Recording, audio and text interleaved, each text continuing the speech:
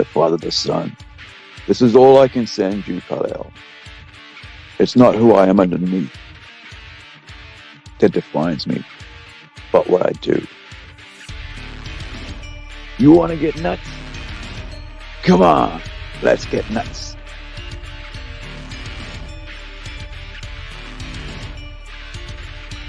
Just because someone stumbles and loses their path doesn't mean they're lost forever. You're making me angry. You wouldn't like me when I'm angry. I let my father die because I trusted him, because he was convinced that I had to wait, that the world was not ready. What do you think? With great power comes great responsibility. We are Groot. We are Groot. We are Groot. We are Groot. We're Groot. We're Groot. We're Groot.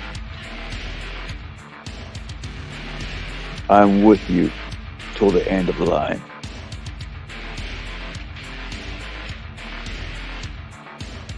Tell me, do you believe?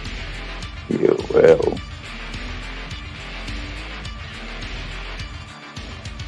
Big man in a suit of armor. Take that off. And what are you? Genius. Billionaire. Playboy. Plenty.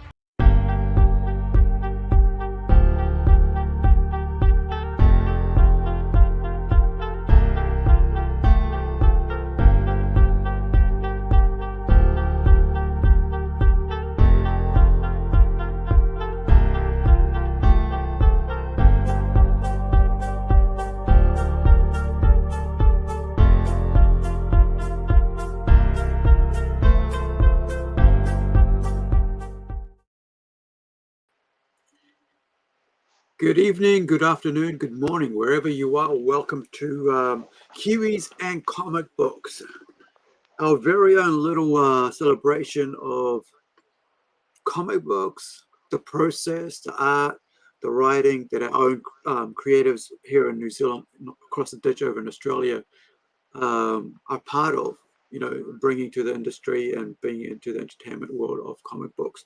So again, we've got, as guests, we've got Justin Young. I'm just out of sync at the moment. Sorry, guys. That's Apologies for that. My brain's just like trying to catch up with what's going on in front of me. My eyes all fuzzy. Hey, Justin, tell us about yourself quickly, and then we'll get into it. We're waiting for our guest at the moment, who is Michael Botur, writer of these two books and many others. And I'm just wondering, you know, waiting for his, just that where he is at. But while we're waiting for that, we're going to also be talking about world building today. That's what we've got Justin on, and he's working on some new stuff. And we're going to share that, and I'm also going to share what we're going to be bringing on to crowdfunding through Fund My Comics soon. Justin, take it away, bud. So my name's Justin Young. I'm a comic creator from Dunedin, which is bottom of the South Island, just about. I've been doing it for a few years. I've created a series called Freak. I've also done a couple of issues of Homerville, which is a horror series set in Central Otago. It's in a small fictional town. I'm just knocking things around here.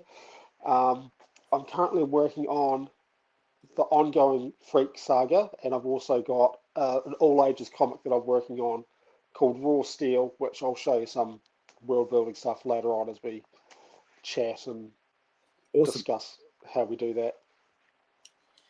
Excellent. Yeah, so what's the story about? Like from, you know, is it Raw Steel, did you say? What was that again, sorry? Is it Raw Steel? Raw Steel. So it's pretty much humans have played with stuff they shouldn't play with. Right. And other interdimensional creatures have come in and wiped the humans out. Okay. So it's kind of like Thundercats. So animals have evolved into like humanoid sort of creatures. Right. And they're slaves to the creatures that have come through the reality rift. Right. Are you with me so far? Yeah. It's kind of reminds me of the anime Gate. where like Yeah, the fantasy was come into this world. But this is yeah, different, right? Because you're saying that like the animals is kind of like morphed into human. yeah, yeah. So, and they find these iron suits or steel suits, like big robot suits, like Mm. mechs. And this is kind of my son's idea, so he can take a bit of credit here. Yeah, Um, so so they find these suits and they basically take the fight back to the creatures that have come through this reality rift, and that's sort of where nice. the name Raw Steel. So roaring of animals with the steel of the suits. Right. So it's going Yeah, so I to guess be it's all ages. Yeah. RAOR, right? Yes. Yes. Yeah. Nice. It's quite that's a quite a interesting sort of crossover because you kind of it's the animals that are in the suits, not the humans that are in the suits, which is quite a Yeah. interesting take on that whole mech. Um, yeah, the whole mecha, anime sort of not even just not anime, but also the whole it's kind of like the Transformers, but they're not actually they're not robots. They're actually actual suits Yeah. that come up with it. Yeah. Yeah. How far have you got in that, or are you just at the beginning stages? I'm Or just in the. I've written. I wrote the first issue of it, but I'm not happy with it, so I'm going back and basically taking it back to formula. But right? I'm doing a lot of drawing, just trying to build the world, the mythology. I'm Yeah, probably going to start working on like the written language. That might be the next thing that I'm gonna, because I've got an idea in my head that the squid, which are the bad guys, their their writing will be very much like runes, like Viking runes. right. And the animals, I haven't got a name for them yet. They'll be more like Pict, which is Right. the one of the warrior tribes of Ireland. Yeah. The reason why I've picked those two is the Picts were the original inhabitants of Ireland, and the Vikings came and basically wiped them out. So I'm Mm. trying to put a bit of a historical spin that you have these other creatures that have come in and tried to take over, and I'm sort of doing that not through um, exposition, but doing it through the language or the written language. That if people look at, oh, that looks like Viking runes, and that looks like the Pict language, and they can Yeah. kind of go, oh, so that's kind of a parallel to what happened in our history.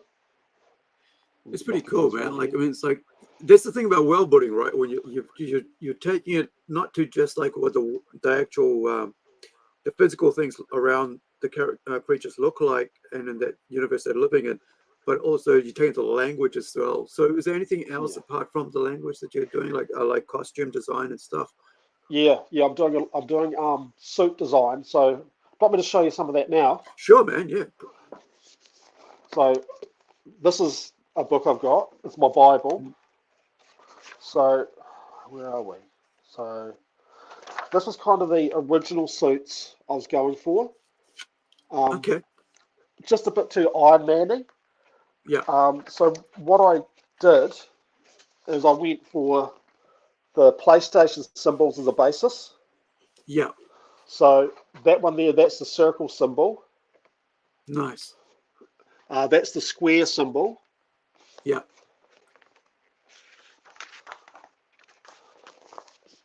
That is the triangle, Okay. and that's the X. Right. So I've sort of, because I couldn't really figure it out. I don't want them looking like Iron Man. Like it's sort of Yeah. being done to death. Yeah. So I thought, well, my son wants to turn it into a PlayStation game at some point, so it made sense to use the PlayStation symbols to as a basis to sort of build. And I've done a few keyframes as well. Mm. Um, so I've got one of the suits here fighting tentacles, Oh, wicked. just as a why not?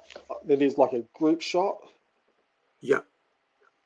Um, and I've also designed some of the, where are we? So I've done little things like that, And this is the just to creatures that try. come through through the Yeah, rift. yeah. Nice. Um, but I originally designed the animal creatures like this, but they're a bit too Ratchet and Clank looking. Mm. So I've gone through and I've started looking at likes of bears, like Kung Fu Panda sort of. Yeah. So I'm kind of going more that way. A bit more aggressive looking rather than a bit more less cutesy looking, and more aggressive. Yeah. Going more for the Thundercats look. Yeah, man, that's pretty cool. So, like, how many, like, I mean, you're gonna rewrite. I mean, was it the artwork? Did you come up doing that first and then do the writing, or did you come up with the writing and then do the artwork? How did you kind of work it out? I've come up with the writing first because I had it originally that humans hadn't been wiped out, that it was all going to be humans that would still be around, and this part of history was lost. Right. But it just, I don't know, it didn't really seem to hit. And then I had this other idea years ago about an animal story similar. Well, why don't I just mesh that together? And I'm still tweaking. Yeah, I mean, the thing is, like, a lot of times, like, as long as you've got your notes for something that you've thought of years ago, you can always utilize that. Like when I was doing Incredible, right? So when we decided to build the Plant universe, it was like, you know what? I've got all these other friggin' stories, one shots lying around. What if I just bring all those characters together into this one world? That way you can, like, rewrite them, tweak them a bit so they work together in that one setting. Yeah. Right? Because then now you're, like, saving yourself so much stress trying to build a whole new world for each little thing. Whereas now you can say, well, they all live in this Plant universe, right? So you had I had something like the Templeton, like the supernatural hell-based soul collector, right? So it's like, well, you know what? Rather than create a whole world for that, what I can do is bring it so the kids his kids are part of the all ages sort of read, but he is part of the more mature read. But at least the kids of him, so the world can interact when there's background stories. But otherwise, if you're always trying to create new things over and over again, it can be interesting. But if you're trying to build a bigger world, it can be a bit tough. And I think when here's the thing, right? So I mean, we've got this coming up next for for my comic, right? So when we're doing this story here, right? With this, we're building like a whole new. It's a short stories, right? 2 of them, right? So you end up building 2 new worlds. But then I thought, like, you know what? If you have these short stories, what if somebody decides, why don't I take that on and write, carry that story on? So you only give them a little bit of a story without building a whole universe, so that person can build on that. So say if you wanted to go, okay, you know what? I love to play around with this, but it's happening in my place, like it's happening in Dunedin, right? And so I can play with the Dunedin people. What's happening, and if I'm doing it in France, then I can have that same concept, Robot Nation happening in France. And now you're allowing other people to write on it, but you expand the universe as they expand on it. But you're not recreating that universe, so it makes it easier. Now you've got other works you're doing with Freak and stuff, and how was the world building process for that? Well, I never used to world build. I used to like make it up on the fly, and it's just so stressful working like that. So I think probably the last couple of Freak books I started actually thinking about, like as I'm writing, sort of how things lead naturally together. What I do, I've actually have started like world building properly. So I've actually got my little Freak Bible here. So in it, I've got my thumbnails. Yeah. But I've drawn little things like, where are we? Like little street corners. Excellent. And sort of, street views. I've started doing a lot of that sort of stuff.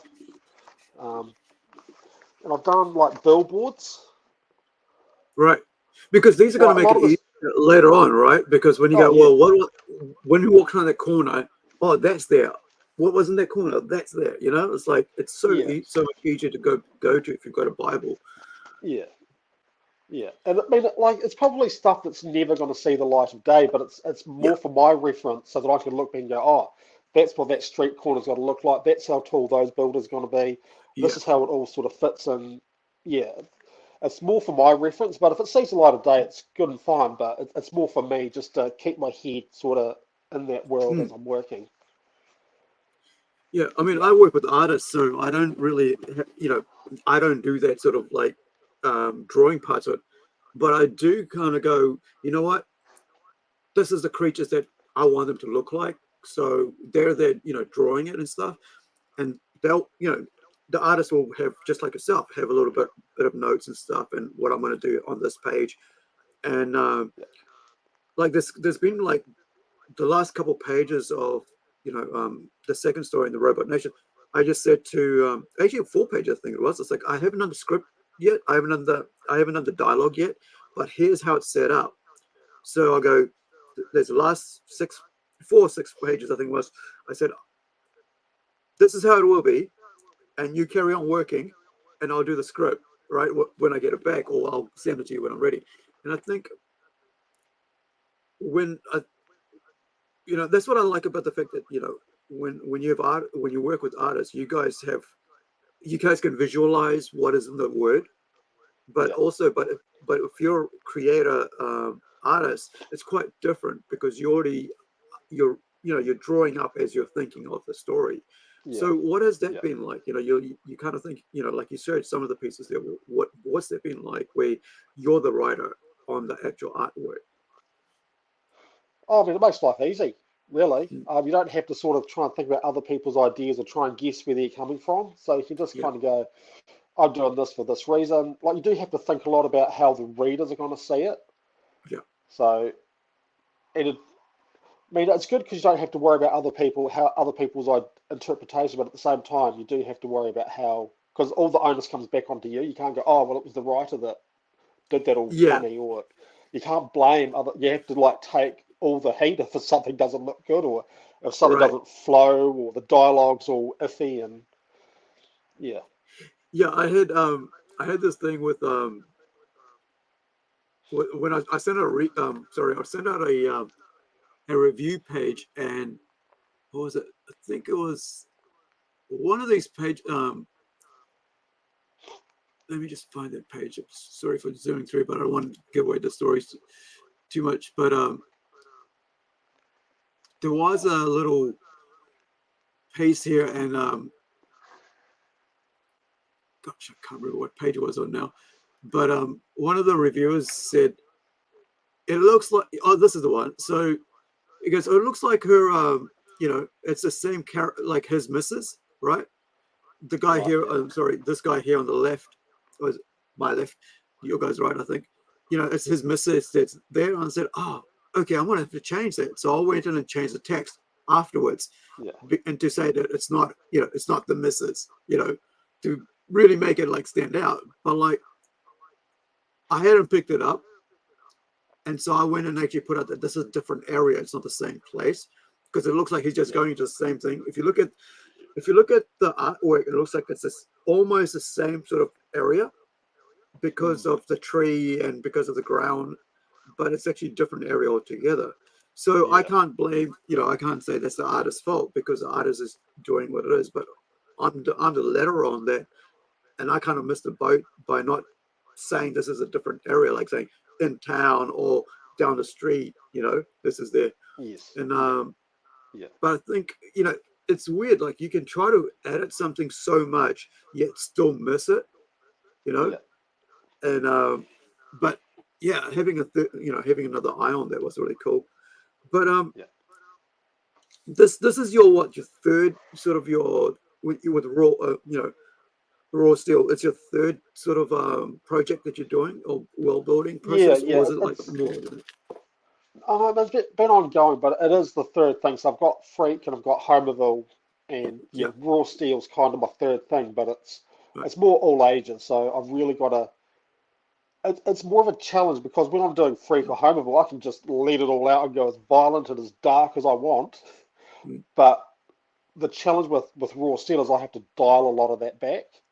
Mm. and actually, think, oh, maybe a 10-year-old's going to read this. So 7 heads flying around the room probably isn't going to work. So I really Yeah. have to.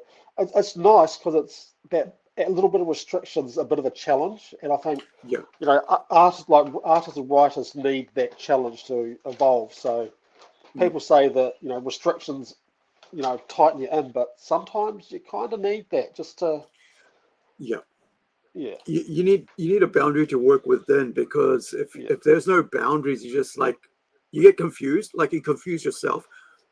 yeah Because I think if you know, like it's like knowing how many pages you're going to do, right?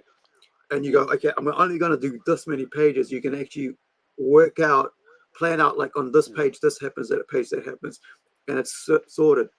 And but if you don't do that, it can expand and expand, and by the end of it, you're like, why did I yeah have to? How come yeah I got so many pages to do? Well, that's yeah because you didn't put a little boundary around you to say this is the yeah page count. yeah And I've run into problems with that where I've like, you know, I hadn't really went, bang, this is how much I want to do for this. And it ended up being like a friggin' 90-page story, because I should have yeah stuck with like at least 12 pages or just like a 30-page one shot. yeah And it expanded, and I just, because I felt like the story called for it when I could have restricted myself so much yeah and did it. But then I think sometimes you got to let yourself expand a bit, because yeah yeah some stories deserve to get a bigger picture and a wider sort of story than others. And have you found that, like, oh because yeah you did yeah Freak, right? And then oh you've yeah got like now Y- you have to about book 3 on Freak. yeah yeah so with Freak I'd went right, it's going to be a graphic novel, so I just went, I'm going to put everything that I can in Yeah, there, put no restrictions on it. And now reading back at that, now I've actually chosen to go comic series with it. And now sort yeah, of reading back through the first and second parts, like, I mean, I've got like 3 pages of talking heads here. Like, I could have put yeah, that down to one. It didn't necessarily need to have 3 pages of 2 frames of people yeah. talking.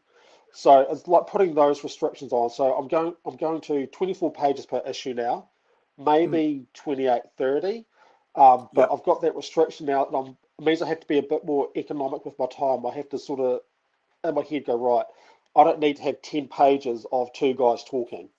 yeah, I can do that in 1 page to get that little bit of exposition to lead into the next thing. I yeah, know what people come to my books to read. They want to see carnage. So I yeah, need to go, right, I need to have a bit of exposition, carnage, and a little bit of follow into the next thing. That's sort of my formula with how I work now. yeah. So it's big. I mean, you already know your audience, like who your audience are by this point, right? And what they're Yeah, after, and so yeah, that's a good thing, because yeah, if you know your audience and if you know the type of people that read your book, then you're there to provide for that. And I think a lot of times we can see that that's not what's happening in the in the yeah, mainstream, and so yeah, they've lost the audience they already had, yeah. chasing after the audience they never had or never will Yes, have, yeah, because those audience are already somewhere else. And so I mean that's why, like, I think for us in the indie scene, it's like we're putting all our into it. Even today, like, I think this morning Ben Dunn said, what would you do to save the comic industry? I said, look, you know the, there's no point trying to save them, because the indies are already doing what yeah, everybody wants them to do. So if yeah, they've dropped the ball, we can pick it up and put everything out there, and we can basically go, we're going to tell you the best story that we can tell, and we're yeah, going to give it absolutely. our Yeah, everything, put our neck on the line, on the chopping block, and say, look, we're doing everything in the to entertain you, and we deserve your eyes on our books, because we're putting all this effort in, and we don't have anybody backing us up, right? So, yeah, if you're in the mainstream, you have, like, your big daddy Marvel and DC just saying, oh, just go do that book now. Go do that book now. It doesn't mean, yeah, oh, that one failed. Oh, don't worry about it. Let's go do that one now. Whereas we, yes, yeah, if it's do or die each book, because we're trying to, get the audience and get the audience to stay with us all the way. And I yeah, think, you know, it's like being pilgrims, right? For us, like not pilgrims. What is it called? Pioneers, right? For ourselves. Yes. You know, we're the pioneers in the indie scene, trying to break out and do something interesting that hasn't been seen. Because if you look at Marvel and DC, all they do is superhero books, right? And I do, Yeah. and I've done a superhero book, and there are superhero characters in that book, but it's unique to what that world is. Yeah. But that's all Marvel and DC do. It's superheroes, superpowers, costume things. Whereas we can do whatever we want because we don't have any restrictions to it. Like you could do raw metal, you know, and you build your own universe without somebody going, yeah, I think you should do this a bit more. You should do that because it's all on you. Yeah, Freak makes more money. Go to Freak. Yeah. And I think, you know, that's the thing. It's like if you're willing to, you know, give indies a chance, then you're gonna get to read something interesting. You're not gonna get the same old. And I find that the more I look at what's coming out, like, you know, it's so interesting, right? So I'm gonna show you something I found really cool. That was shared with me. Where was it? By which one is it? Hold on. Oh, here we go. Yeah, Hell Her Way, right? So this is Hell Her Way, and this is on Indiegogo. Is it Indiegogo? It's on Kickstarter right now. So this is a R18 channel, guys. So in case you go, oh, you know what's going on, right? This is not for kids, right? So this is Hell Her Way. It's, you know, they're doing pretty good. Like they were asked for 2K, right? 2.5K. Yeah. They got 6.8, right? That's New they're Zealand all right, dollars. yeah. Yeah. So, you know, it's pretty cool. This is a mature thing. And I saw this and I was like, I love this because, you know, me, you know, I've just mentioned about Templeton. I like the whole succubus sort of rulership, demons and angels and stuff. And I thought this is a really cool, you know, it's a no holds barred, you know, Dan Sandan falls in love twice, but is she just being exploited for her power, right? So it's kind of weird. Like, I think the idea here is that, let me just go back up here. This is issue 1, right? I love this logo. What do you think of this logo? It's really cool. Yeah, I mean, like, I'll show you this, why I like this logo, because I have, I love the tail logo because I've got that for one of my books, which is Templeton, right? So Templeton's got a logo like that as well. A tail coming, but it's totally different art style for that. And but you know, it's a pretty full on comic book, and it's what's, you know, people like the mature sort of content that independent comics offers, right? Yeah. You can you know, you can get the sexy sort of, you know, like here on the left you got the cover A, you get a regular, you know, you get a print copy, it's about $20, you know, and you get bundle deals, stretch goals, and so on. It's kind of a unique art style, you know, character design wise.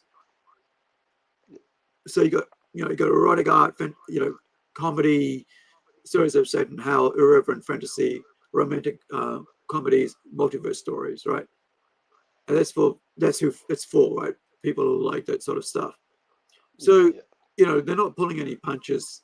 And Soltara Comics, you got comic, you know, cover A, Virgin Nude, you know, so it's that one with the Virgin. So you got all that, you know, but I like, you know, they've got the whole costume look as well, right? So that allows you to see something unique about that they're putting a costume on her. This kind of reminds me of who's it? Is it Avatar Press? You know, that they do the more mature content stuff. Yeah. You know, the guys that put out the Crossed, you know, from Garth Ennis. They do some interesting stuff there, and you know, it's really cool to see. You know, like I said, like you don't really need to read interesting, you know, hope for the mainstream to pick up on something interesting when there's independent creators out here already doing that interesting stuff. All you got to do is bring your, you know, look, you know, and bring your eyes to it. Like yourself, you know, you've got all this cool stuff coming out you're working on, as you know, as long as you get people coming to you and be able to share that, and you know, then you know you're not going to be, you know, people are going, oh, why aren't they telling this story over there? You know, then I can see it in my shops. It's like, well, if you go out to indies and support, you know, like people like yourself and myself, then you'll get more of it. You know, it'll get faster. And if there's more money behind, then you can, you know, probably end up having somebody else work on it as well to make the process fastest. So you're not like spending 6 months, a year, just trying to get that artwork together, right? Or a year, you know, depending on how long the book is. Because I think it's got into a point for what I think with the Wednesday thing is right there. Like, I mean, the Wednesday collector, right? Wednesday, you got to be at the shop, at the comic shop, to get your Wednesday comic, and you sort of become addicted to it. I used to be like that, you know, years ago. Every Friday, I must go to town to get my comics for that month. You know, so it's about 5 different comics from Marvel that I'll have to pick up. You know, and then again, if the other guy goes, "Oh, try this one," okay, oh yeah, shove it in there. It doesn't matter. You know, I've got this. You know, I've got $60 to spend, so whatever comic you can, you know. If I've got enough of what I want and I've still got a couple bucks left over, well, add something else to it. And I think that Wednesday thing is slowly getting deteriorated because of what they're doing to the mainstream comics scene. But then, like I said, you know, the indies are out here doing a lot. If you start looking at what the independent creators are doing, there is so much amazing stuff out there. Now, getting back to Raw Steel, how many pages are you looking at doing, and how many issues are you looking at? We talked about boundaries before. I'm looking at probably at about 24 pages. I mean, I'm going to stick to that 24-page formula. Probably 10 issues. Like, it's not going to be a massive series. I think it's going to start, middle, end. I don't want it to have a start, middle, and then we'll just keep going until we lose interest. Like, I'd rather start, middle, end, finish strong, and then there could be potential for a sequel or something later on. Yeah, I think 24 pages, 10 issues, nice short series. Yeah. Whereas Freak, I'm probably looking at about 35 issues for that one. Yeah, 35. But I like to have a good start, middle, end. Keep it concise, keep it clean. Otherwise, you run into issues where you've got, you know, it could have ended at issue 30 and issue 100, it's still dragging its dead leg along, sort of thing. I think it's, Okay, give me 1 sec. Yep, no worries. I'm just trying to reply to this email from Mike. I'll get him on next week. Oh, okay, no worries. You got caught up with something? Yeah. So with 10 issues, do you think it's enough to work around, or do you think it might be too much? Or mate, it's 10 for now. I think as I'm working, I might go, actually, this story point needs a bit more attention. Maybe we'll bump it up to 12 issues, or you know, there's probably too much of this going on. Maybe we need to knock it down to 8. Like I'm going back, I'm reworking issue 1 because the intro is kind of exposition heavy, but the art style that I had doesn't match with the rest of it.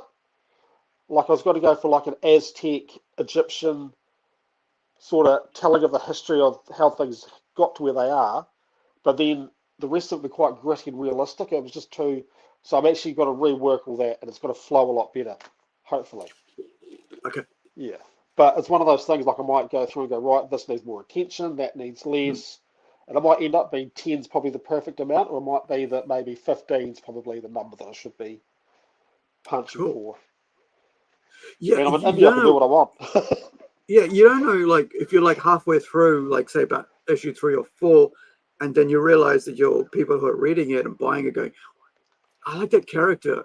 You know, it would be cool. Where are you going with that character? You know, and then you got to go, okay, now we're going to add a bit more to it, or do it like a, you know, add a little sidetrack, you know, 0.5, whatever they call it, or maybe add an extra issue to it just to concentrate on that. And so do you think you'd be open to doing that if your readers went, okay, this is what we want, or would you go just expand it late afterwards? rather than put it on in time.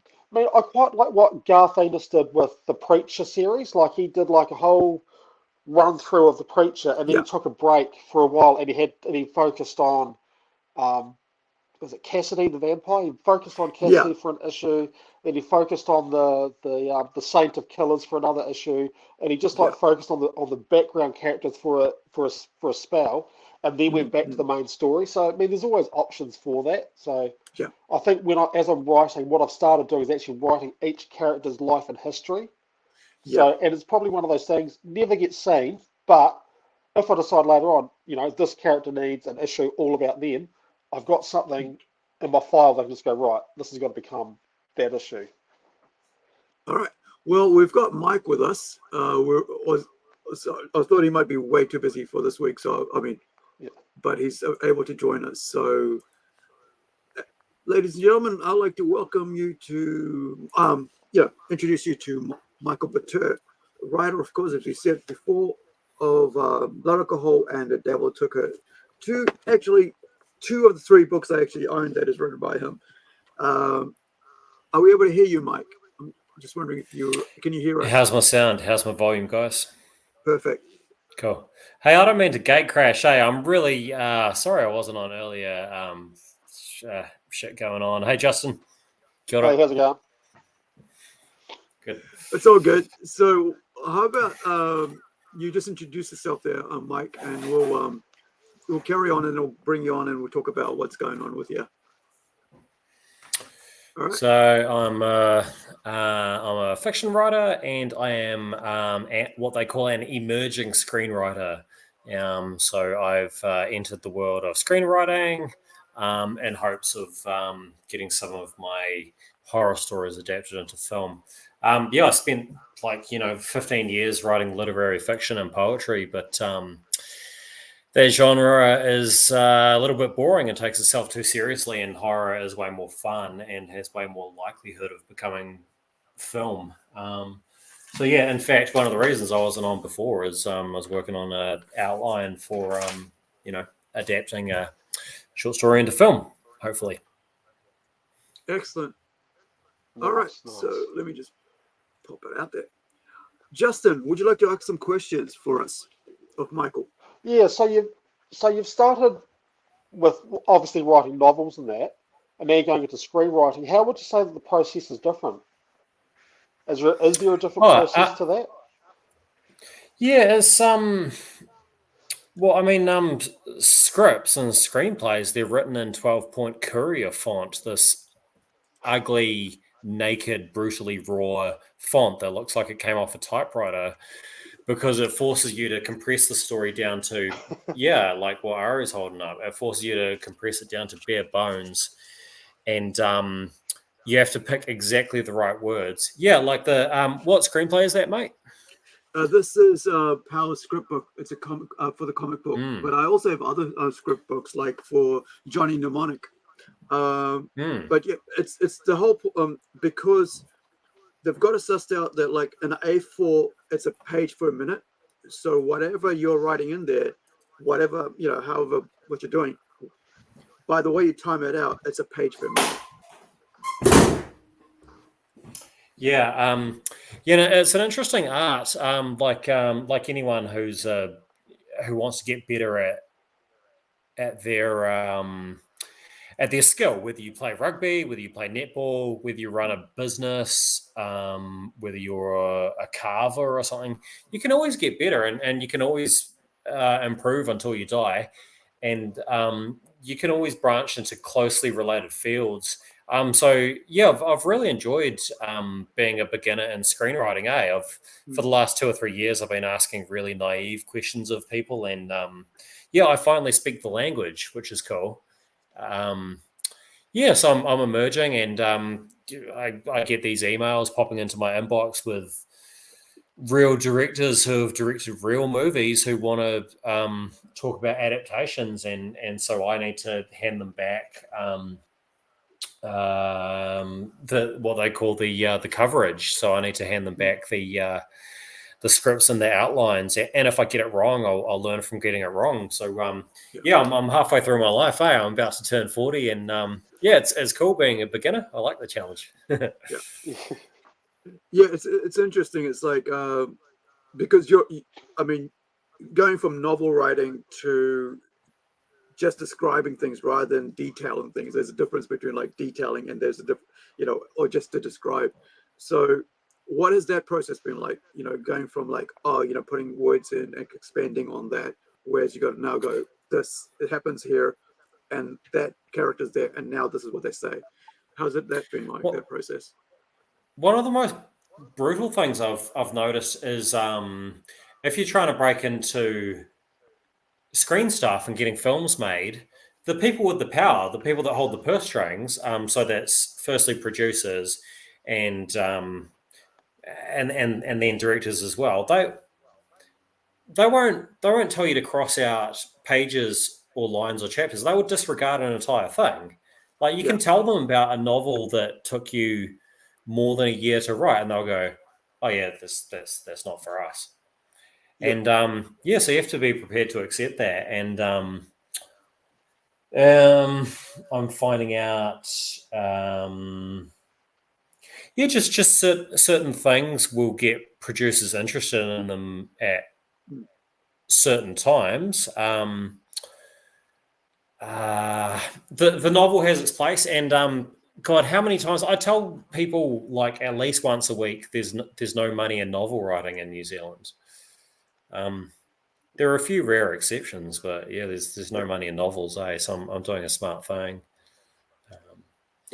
So I've just put up this page here, like for a script, right? This is a comic book script, and how I work on it, and so very short description for that panel, like like a sentence, and then you do the dialogue and stuff, and then you move on. Or some of them, like you don't even have a dialogue at all, depending on how you do it.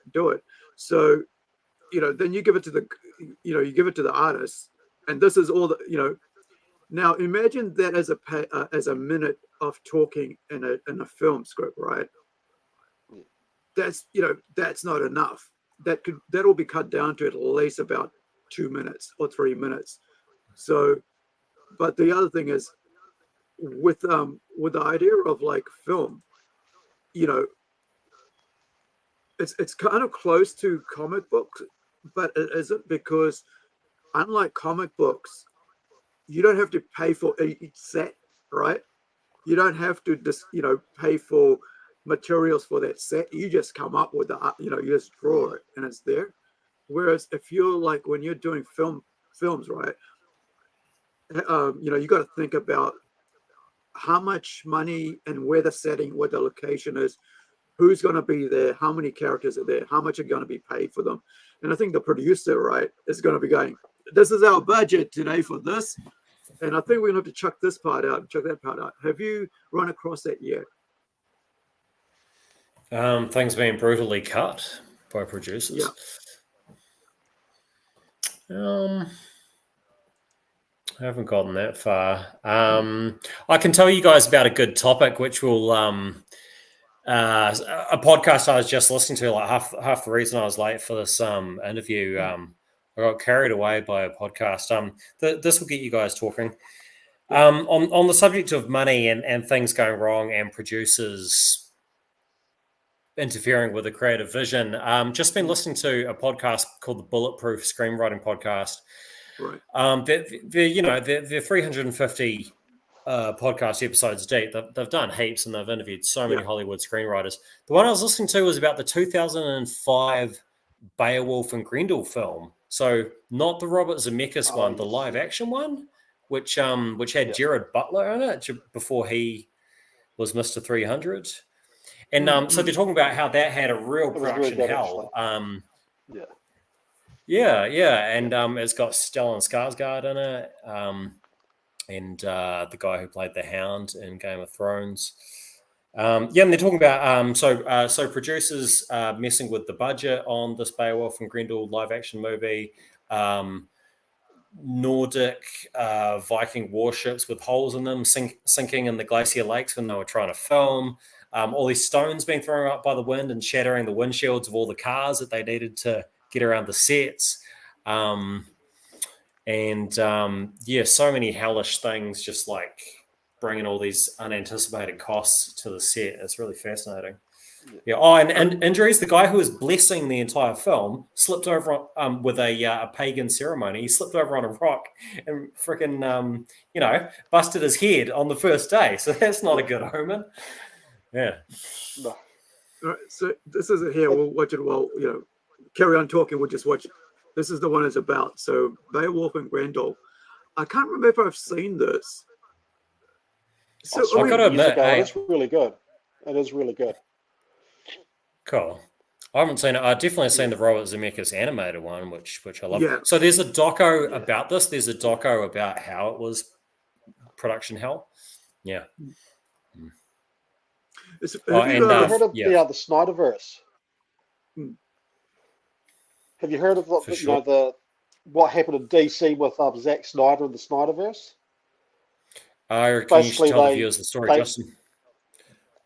Well, okay, so we've all seen Man of Steel, yeah, and we watched, and there was Batman versus Superman that came out afterwards. It came out sort of after a lot of Marvel movies came out, and DC in the head went, "Oh, we want fun, and we want fun like Marvel." So they completely bottomed out Batman v Superman. They were already filming the Justice League. Personal tragedy happened to Zack Snyder. His daughter committed suicide. So they used that as an opportunity to get him out of that movie. Joss Whedon took over Justice League, turned it into that abomination that we've seen at the movie theaters. And now they've sort of realized later, actually, the fans actually liked the more serious approach and released the Snyder Cut. And now all of us fans we want the rest of this, but it's too late now. And that was a studio going, "Oh, hang on, Marvel are doing all this really fun, colourful stuff. Let's do that." And however, it's beating Marvel in the butt, right? Yeah. So and just now, that whole happy stuff. Yeah, I can name. They were too busy chasing. Yeah. And then occasionally you get entire movies that never see the light of day because of this behind the scenes fighting. I've always wanted to see a movie called Blackwater Transit.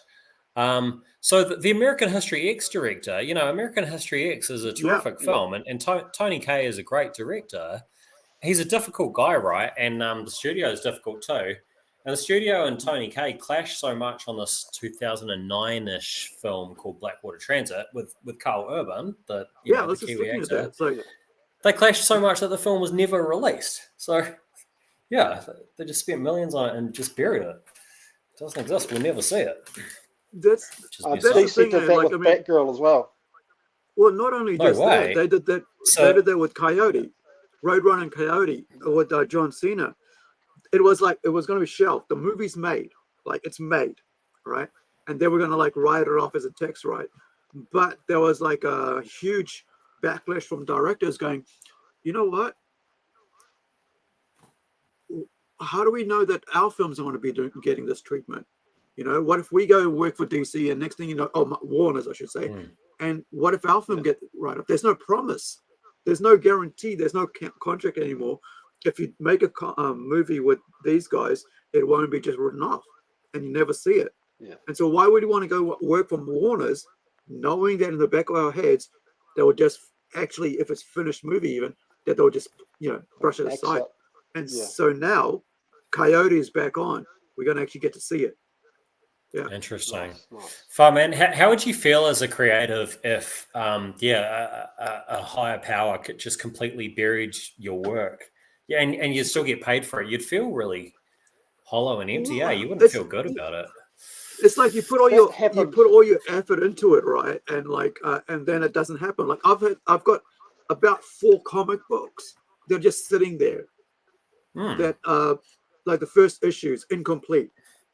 That one's got about 30 pages done. I need 2 more pages done to complete it. No artist on it. Now I've got to go find someone else to finish that off. before I can do the other 2 episodes. I've got 8 issues. I've got a comic that's 8 issues long, right? First issue done. No ink's done on it. The artist walked off it. Another one, same deal. I'm like, I've got 3 comics that I've got started off on and not finished. And it's just sitting there. It's like my baby. Nobody's going to be able to see it unless I get heaps of money and I go and ask somebody to please come and finish this off. And it's like, what the hell am I doing anymore? And this, I think, that's why I can see why these filmmakers are going, I'm not going to work for these guys. The other thing is that even Warner's, right? So they've been like Marvel. They've had, the guy off the Continental, the Black American, Lance Reddick. No. It's the director from. Let me find it. I think I was going to bring it up on our.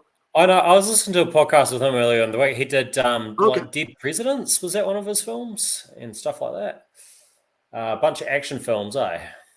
Yeah. Let me see if this is the one. I think Expendables. No, not Expendables 2, but yeah. He was interviewed on the same podcast, the Bulletproof Screenwriting Podcast, which is very good. Okay, so Alphonse something. Here we go.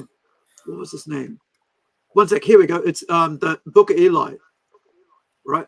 So I was going to bring this up on I think it's, but let me show you this. So he actually went to, it was, have a listen to this thing. All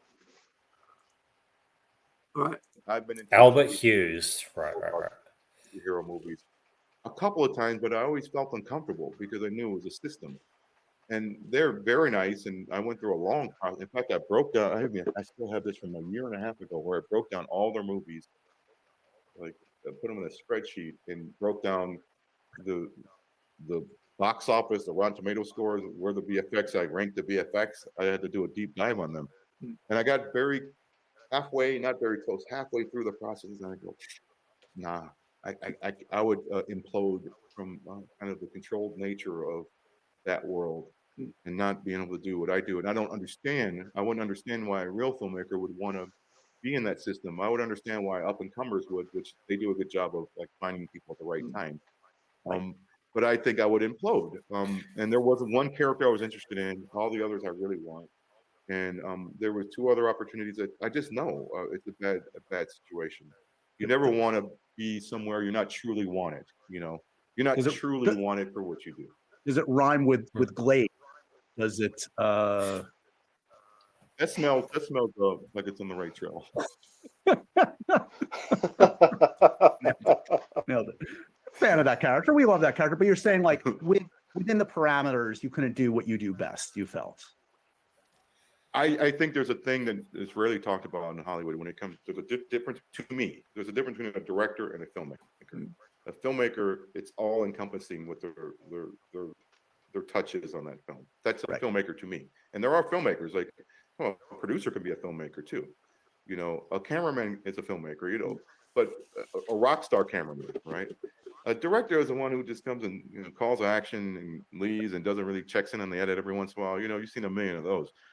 So if you're getting hired for you and what you do and what you bring, I've been in this situation more recently where I start getting poked and prodded, and I'm like, oh, they didn't really want what I do. I was checking a box for them, and this is not going to work out. And it didn't work out. I had to quit that job. Like I smelled it pretty early, and I'm like, no, I'm not here for this. I love that you literally have a chart that so that was like when you were like really seriously considering getting involved, and you're like, let me really like think about this meticulously, how it succeeded or hasn't for other folks, and if it would work for me. And like that's a degree of like research you did, not even just into the project, but into well, this came out of like what this did for me is like know who your daddy is. Your daddy has never failed. The producer who does this is the most successful producer in Hollywood history with the most successful studio in Hollywood history. Right. So if I'm going to walk into that, I have to drop my ego and go, are you ready for this? Like that's daddy, and daddy's going to have some wants. And so that was a process I had to go through. Is that us? Yeah, I mean that's weird, isn't it? Like, I mean, like you've got a guy who's done a really good, acceptable movie, yet he's deciding what is worth him working on. because when you go to work for, you know, somebody like Warner's and Marvel's, they want a director. They don't want a filmmaker because they already have the film. Yeah. They have all the characters worked out. They actually already have the script worked out. So you're just basically the person who's just coming in to cook the meal, right?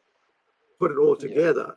But I think that's something interesting to, you know, to see where you've got somebody at his level thinking, okay, yeah, I could get a good money and job. I'm just, okay, they want a director, not a filmmaker like me. So, you know, with your books, right? So we were talking earlier about world building and stuff, and there's a lot of, I mean, the stories that, you know, I've read and you've talked about, they're basically based in New Zealand, right? So have you, you know, when you're writing these scripts here, are they asking, you know, are they saying, well, can you do it, right, put it elsewhere, or is it okay if you just keep it in New Zealand with it?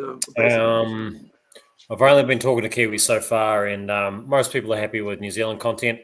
And The Devil Took Her book, story number 6, the title story, it's one of the most popular. People always tell me that they love it. It was moderately hard to write. So it's set in inland California. So inland from San Fran, Stockton, Sacramento, all around there. There's one Kiwi director called Gary Davies who really wants to see an outline and a script for it. And we briefly mulled over changing the location to New Zealand, but nah, the USA makes a lot more sense because it's just got a lot of American stuff in the story. So yeah, it'd be awesome to sell that option to the States. There's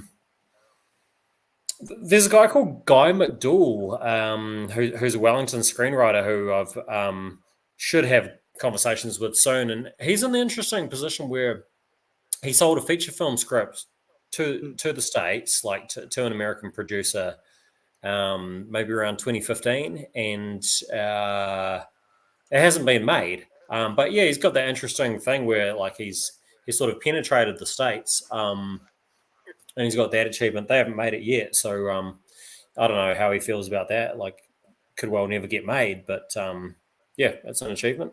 That's the other thing, isn't it? Like you can actually sell a script and it'll sit there forever. You know, I mean, like I had the other opposite thing where where my outline went to a studio, and it ended up, yes, thank you very much, bye. And then I saw the film. We saw it a year later, get made in New Zealand. The same outline, the same idea, the same everything by the same studio. That's it. They denied it, and then they copied the same thing and made it in Australia as well. And so I get my my kind of like my agent dude come up, go, hey, I just saw the movie. I just saw our movie, and I'm like, what do you mean? It's like this, check this out, this. I'm like, oh. It's like they love the idea, they love the outline, they loved everything, but they're like, no. And then suddenly the movie's made. And I'm like, oh, great.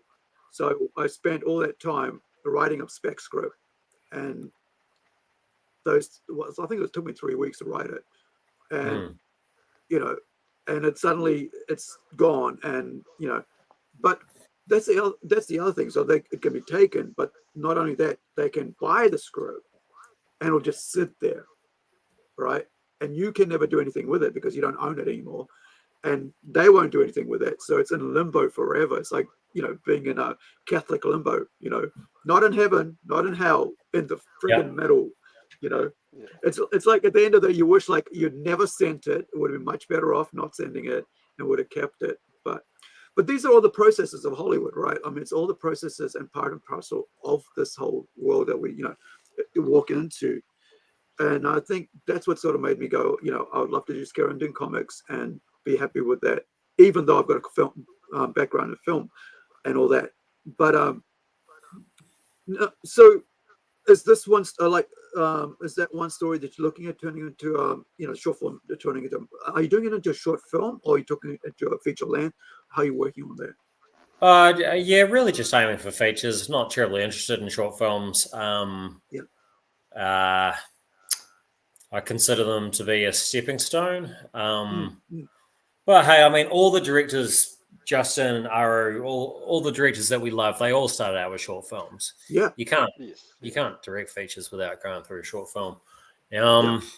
So yeah, I don't know what to say about that, but yeah, I think short films kind of die a lonely death. I don't think they get many views. There is that whole, the VHS, right? You're horror, you watch horror as well, like the whole VHS series, right? Where they put like five movies into this one feature film and they put it out, and you'll find that one or two are a dud, but the others are really good. But and those guys who do those ones break out, and they get picked up and to do features. I'm watching a whole lot of like short films now getting remade by the the writers and creators of that into feature-length films, and because now they've got like a bit more money behind them to turn that short film into a feature. Have you noticed that? Because I saw a couple recently do that, and I was like, "Wait, what has he worked on?" Oh, that.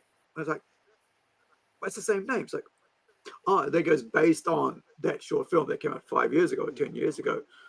And which ones are you thinking of, Aro? There's a couple that came out. Let me have a look. There was. Where are we? Let me just have a look here. And, what is the name of that? I think we could talk about anthologies for a bit, hey? Anthologies have their place. They certainly do. Ant Timpson started out with anthologies, who's a very successful Kiwi horror director. Yeah. The ABCs of Death, he was on that.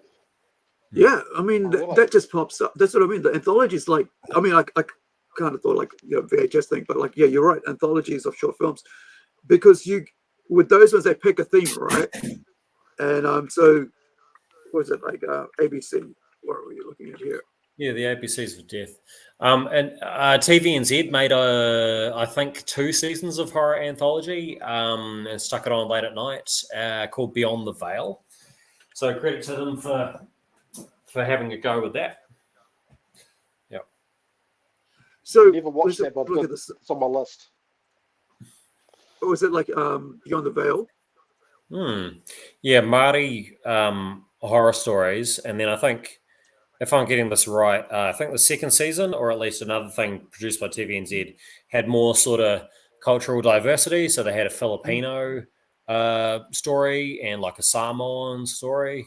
Yeah, which is cool. Yeah, so you look at Ant Timpson here, right? So this took off really well. I think this was a kid. Yeah. Yeah. So I've been meaning to watch this when it came out. I still haven't got around to it yet, but I think it's probably something to do tonight. But this is based in New Zealand, right? And it's got Michael Ironside in it and everything. So is this actually made in New Zealand? So I think it's a pretty sure it's filmed in Canada. It's like a co-Kiwi Canadian production, isn't it? I think. Let's have a look. Where is it? It usually gives you details. Yeah, so United States, Canada, and New Zealand, Quebec. It's quite distinctive. It's quite stylish. Yeah. Yeah, so I think I guess it broke even, but didn't make much money. But then again, you don't know if did it go to streaming or something like that? Because a lot of times these, like in the old days, it'll be go to video, but now it just goes to streaming, right? And you get to see these movies at streaming if you miss out on. Get back out here. If you miss out on like the theater, you get to see it on streaming. So Ant Timpson here, right? Kiwi Writer. So Housebound, ABCs of Death 2. He's got Mr. Organ. Now he's executive producing as well. So he's written 4, but directed 3. So I think we're, Shane was saying, one of our mates was saying that we're great exporters of horror movies, right? It's one of our greatest sort of exports when it comes to film type thing. And so now you've got Deathgasm Part 2, at crowdfunding level and coming out with that. I think it's over here, volume 1's here somewhere. Can't see it, but I mean, the first movie.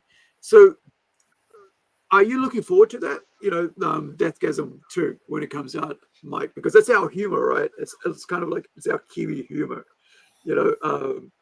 What did you think of the first one? I liked that it exists. I'm going to sound like a total snob here. I like to keep. I don't know. I like to treat metal more seriously. I don't know. I should like it more. I respect that it exists, and I respect that it's got a following, and I donated to the crowdfunding on this one. Nice. One of the things I'm hoping to get made is a story about Dunedin black metal and a band that will do anything to get the attention of Varg Vikernes from Mayhem, the evil murderer from Mayhem. Isn't he already gone?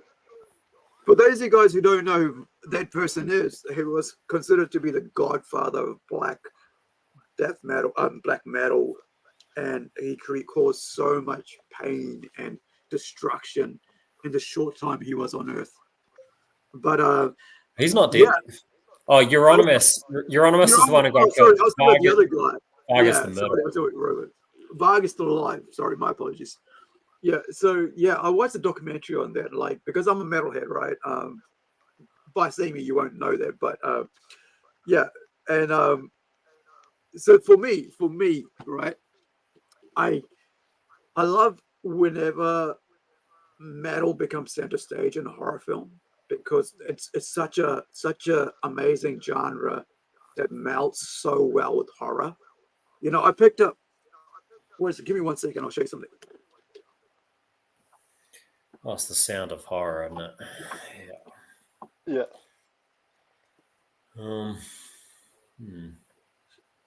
I was just able to pick up this today. I was so excited, right? Oh, yes. Queen of the Dam. Perfect. It's got the greatest soundtrack ever. Yeah. Right? One of the best soundtracks when it comes to heavy metal. I mean, for horror, right? Queen of the Dam. Jonathan Davis. Hey, is Jono's from Korn, right? Am I always getting it wrong? Yeah. It's Korn, right? He's from Korn. Yeah. And there's such amazing songs on this. It's like, but like I saw that, I was like, I gotta have that because it's not in my collection. But I also got this today as well. What do you reckon, Mike? Oh, cool. Alex Proyas. Oh, yeah. awesome. Yeah, that's so good. That's good. Dark City, before Matrix, right? It collided with Matrix, and didn't it get buried by the Matrix sort of thing? Yeah. Or was it did it come out first? I'm trying to think. Probably did. This couple of years before, I think. Yeah, it's a couple of years before. And it didn't pop off as much as it should have, but it's such a classic. 98. So Matrix is when 99.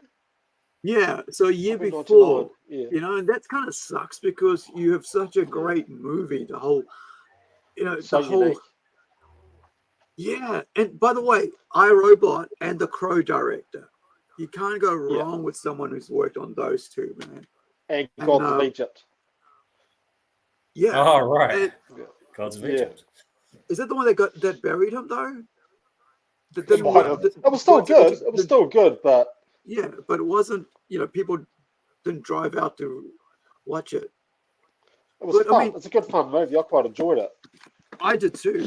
Because I think it's just people sort of don't really know what to expect a lot of times. But I mean, I'm a great fan of metal, right? Like the whole right? So I need to get the rest, but I was able to pick these two up. I was at first and second season. Yeah, but here's something that's been done by anime, right? That it's such a classic manga first, of course, but anime. So let me bring this amazing thing up. Where are we? Gosh, I always forget with so many different things open all the time which one to think about. But give me one moment. Hey, talk about a bit about your books there, Michael, while I sort of set this up, right? Cool. Well, I'll pull up blood alcohol and hold it in front of me. Hang on one moment.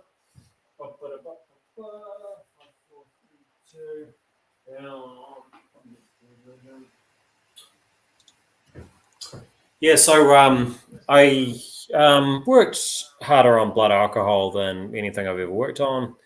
Yeah, so it's 10 horror stories, and I wrote it when the last horror collection was still hot, when I was still marketing it and entering awards and promoting it and doing public readings and stuff. Yeah, so because I had really strong ideas for it, and I guess I was kind of running hot, or like just my mind was in the right place over last summer, and I think I got about eight ideas for stories that were complete or good enough to write. And then when I was getting close to the publication date that I'd set for myself, so I'd set Halloween this year as the publication date. Swapped a couple of stories out, took out a couple of stories that were a bit too weak, that just weren't good enough. And one new thing about this is I worked with a dramaturge. So a dramaturge is a drama specialist. So the job of a dramaturge is to accentuate the conflict and the drama in a play or a film or a book. So I paid this screenwriter and director called Gregory King, who's associated with a few successful New Zealand films. I paid him to test my stories against. He's got very exacting taste. He calls a spade, and if he doesn't think that the drama is strong enough in a story, he would tell me to rewrite. So I had these sessions with him, often on a Tuesday morning, often at 7 a.m. my time, which was like 9 p.m. Berlin time, because he's over in Berlin with his family. Yeah, and it was good. And he challenged me to make my drafts as good as possible, because the drafts of all these stories wouldn't have been as strong. They would have been passable, but just not as strong. Yeah. Yeah, and I learned to be a good listener and to take advice and to push back on things that I really wanted to stand for, and to sometimes say no when I disagreed with his advice on a story. And a couple of times I got nothing but net. A couple of times I got the ball straight through the hoop without hitting the rim. And by that I mean, I think 2 stories that I put in front of him, he was like, yep, thumbs up, this is fine, this is good, it impressed me. And then other ones like the title story, Blood Alcohol, that's what we started off with. And I remember being quite depressed at first, because I thought the title story was brilliant and perfectly formed when I showed it to him. I was like, oh, he'll just love this. But no, it required tons of work. And I had to show it to him again months later, and, to impress him. Yeah, and so that can, any of us who are artistic, we can do that with our artwork. We can get the attention of someone who's incredibly good at that artistic discipline, and try and get them to give us the seal of approval, the thumbs up on the work of art. And it's good to challenge yourself like that. You learn so much. Yeah, I think a lot of time people are too precious. Do you remember the time we were at when we first met, right? And there was a guy there, and poetry. And yeah, I think was it poetry, right? And the guy was there going something about like stories, like I just like to keep it to myself. I don't want to share it to the world because I'm not sure if they were accepted or not. And it's it was really precious about it. I'm like, then why are you writing it, right? Yeah, that's really amateur. Yeah, it's like, why are you actually working on this if you don't want to share it? Because art is meant to be shared. It's a form of communication. You're communicating your ideas, your thoughts, your views, whatever. And then you want to say, I don't want anybody ever to see it. Then it's like, well, you're just wasting time. It doesn't really maybe it's just a hobby then. It's not really something you would do it for career.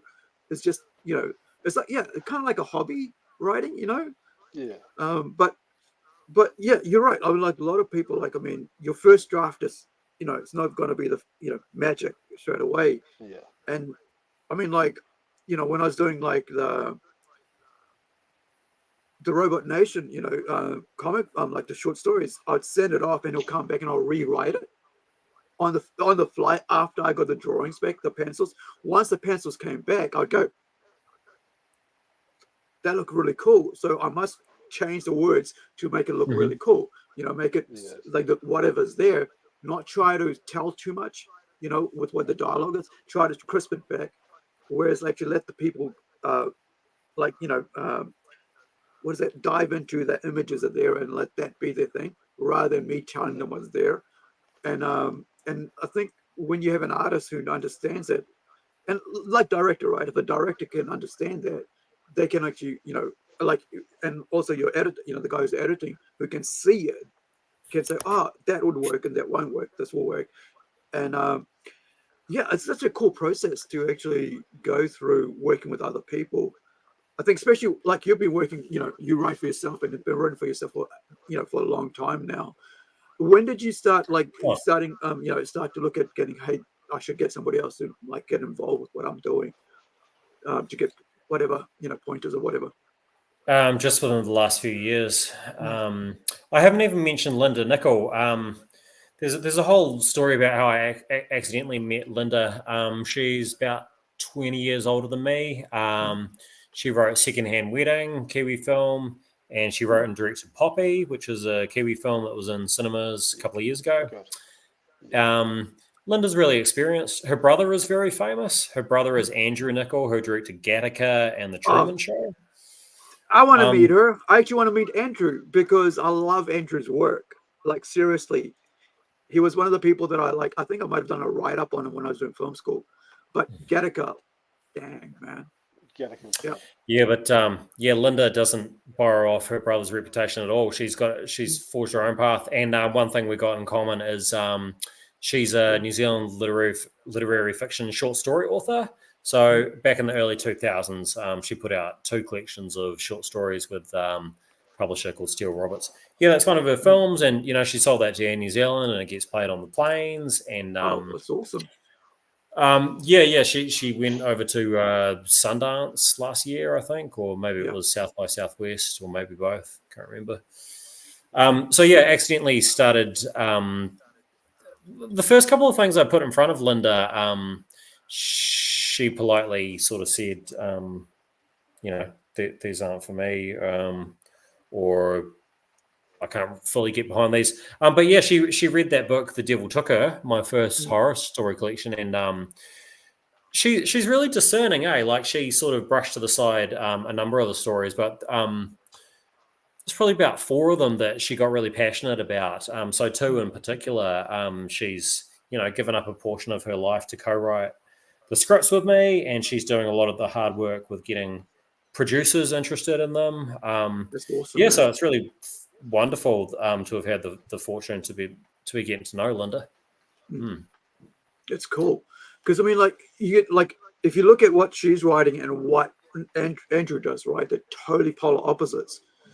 Andrew's a futurist, and he's, when you look at like a Truman Show, totally futuristic, and the thought pattern and stuff. And here she is talking about kind of like human interest stories. I was looking at what she's done here with with Poppy being about Down syndrome, and what's the other one?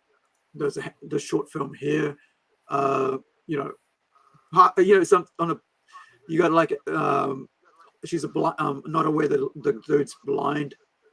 Stuff like that, like a bit more human interest stories rather than like, someone trying to go into space like in Gattaca. And man, I love that show. But he's one of our most famous sci-fi writers, isn't he? Like filmmakers, Andrew Nicol. Yeah, and in a pre kind of, not pre-internet, but what's a better way to describe it? Pre-social media age, back when things were done with phone calls and postage and that. Yeah. Speaking to people. Yeah. Yes. Yep. Oh, In Time. We all saw In Time with Justin Timberlake. Yeah. Right. Yeah, I forgot about In Time, but yeah, 2011. When Justin was just coming into films, like trying to be an actor and stuff. And there's a Gattaca, like I said, one of my favorite films, 9 out of 10. Uma Thurman. The other one that you guys might not know, that it has where are you? Lord of War, right? I think he won an award for that or something, right? Wasn't it? Oh, that was good. Yeah, that was he really won. good. Didn't know it was him, 2 though. wins. What are we? Oh, the Turkish Film Critics Association Awards. Now Yeah, you know best you've foreign made it if you film. get one of those. Yeah, best foreign film. Most offensive male character, Nicolas Cage for the Wounds Film Critics. It's so cool. Yeah, you really want to see that. But excellence in filmmaking, yeah, National Board of Review USA. But Nice. there was one that I think, because that's about a guy who friggin' sells weapons of destruction, right? Here's the one that is most reminds me of what happened in the last few months. Sim 1. Do you remember Sim 1? I have not seen it, eh? So basically, it's someone about listened to watch. an actress who just won't do her job. She's a prima donna. So the director has a friend who has a technology he's come up with, and they use the technology. And this is Andrew Niccol, who's a futurist, who I kind of see myself as a futurist when it comes to writing sci-fi and thinking ahead. Andrew Niccol's always thinking out there what's going to happen next. And here he is in 2002 writing a movie that's very relevant today about AI. Right? Yeah. It's a must watch. And it's just brilliant. It's like a Kiwi director, sci-fi writer, filmmaker, and writer and directed this movie, which is really cool, where he gets to do what he wants. But of course, Al Pacino, right, at the height of his, what do we call it, his stardom, prominence, is in it, and Rachel Roberts, gorgeous, was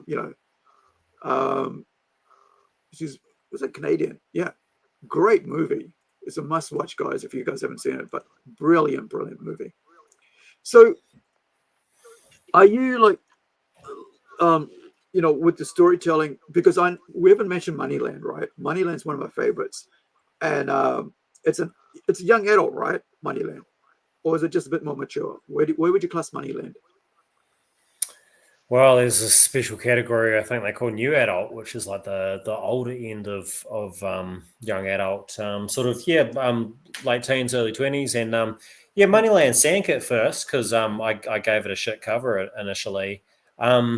But then, I gave the rights to a new publisher called Next Chapter, and put some more money on marketing and reviews, and it's managed to float, and I'm getting a tiny little dribble of royalties from it, and people liked the sequel. I wrote Moneyland in 2017, and then I wrote the sequel, Payback, in about 2020, I can't believe the sequel was a success, because I wrote it in a real hurry, but I was quite strategic with the plot, and I learned big lessons about making the hero, making the protagonist more likable, because So if you haven't heard of Moneyland, it's a story about Eden, who's a girl who joins a Lord of the Flies style experiment where they get locked in the suburbs for a whole year. This tribe of 12 teenagers, and they get left with nothing to eat. And so, like the AI has human rights by now, or the equivalent of rights. AI has taken over the world and putting people out of their jobs, and AI is really strategic and heartless. And AI wants to experiment to see how they can crush humanity by paying humans out, by paying humans to destroy themselves. So everyone in this experiment gets given $1 million cash, and the kids think that they can hold on to their milli for a year, but the economy goes insane. Kids are paying each other $500,000 for a can of Coke, sort of thing. Kids are getting vicious and trying to steal from each other, and yeah, it's wild. And then published the sequel, and people like the sequel, which I'm really proud of, and I think I did a pretty cool job of the plot in the second. It's got plenty of key differences from the first one, but it's got all the things that you would like from the first one. So yeah, and they're both on Audible, which is really cool. So you can enjoy the audiobook of it. It's awesome, man. I like seriously, it's a good book, and I'm so glad that you with the sequel doing so well and people liking it. I mean, it's already got what's like 4.5 out of 10. So you guys can the link for is in the chat there, so you guys can pick that up and have a look to it later. But the other thing is that is that the only is this series the only one that you've done for new adults or something, or is there other books? Yeah, interestingly, in Blood Alcohol, story number 4, Butterfly Tongue, is narrated by a girl across 5 years. So she's 14, 15, 16, 17, 18.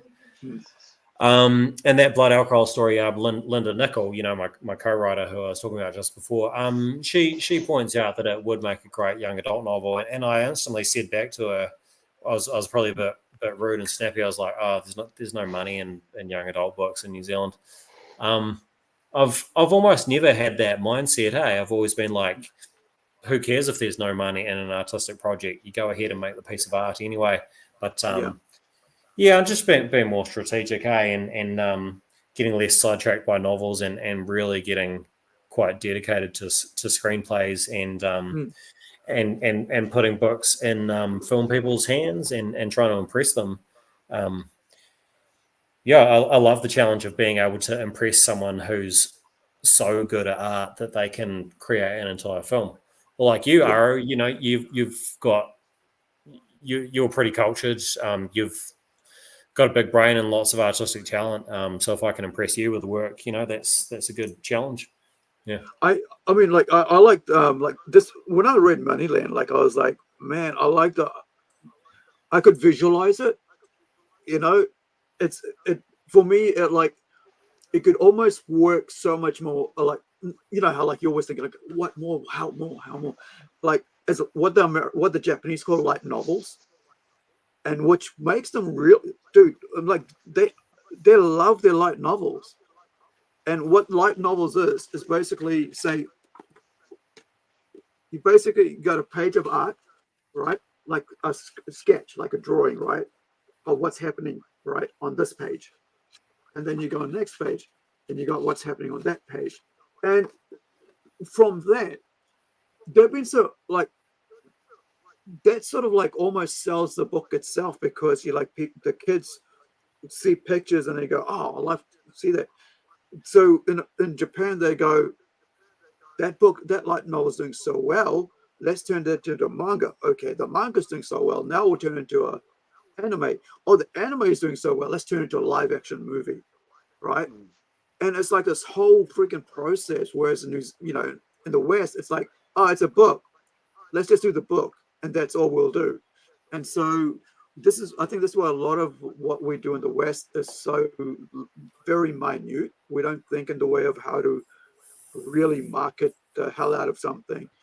And and it's just amazing that that's why I could see it as a comic book, right? I could see it as a graphic novel, and I could because you've got amazing characters. Got a person in a wheelchair, you've got parts of the person that's got bionic arms. It's almost like heavy metal, so when you look at that, I kind of because we're talking about this earlier, but I'll bring it up now as well. So